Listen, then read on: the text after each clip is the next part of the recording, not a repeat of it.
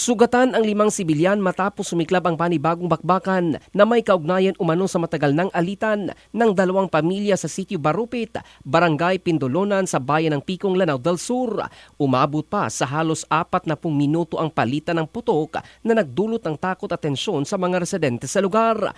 Ayon sa ulat ng pulisya, kabilang sa mga nasugatan ang ilang nasa hustong gulang at isang minor de edad na pawang nagtamo ng tama ng bala sa iba't ibang bahagi ng kanilang katawan. Agad namang dinala ang mga biktima sa ospital upang mabigyan ng agarang lunas at masigurong ligtas ang kanilang kalagayan. Batay sa investigasyon, ang mga sugatan ay kaalyado umano ng kampo ng isang magsasaka na may kaugnayan sa naunang insidente ng pamamaril sa parehong araw. Bandang 3:30 ng hapon noong Martes, Mayo 19, nang makatanggap ng ulat ang mga otoridad kaugnay ng panibagong putukan, kaya agad rumesponde ang pinagsanib na puwersa ng pulisya at militar. Sinasabing muling sumalakay ang armadong grupo matapos umalis ang mga otoridad mula sa naunang insidente gamit ang matataas na kalibre ng baril na naging dahilan upang gumanti rin ng putok ang kabilang panig.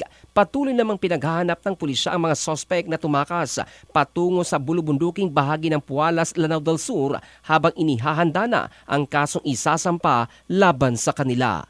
In the heart of changing lives, ito si Jovel Candado ng Brigada News Philippines, the Music and News Authority.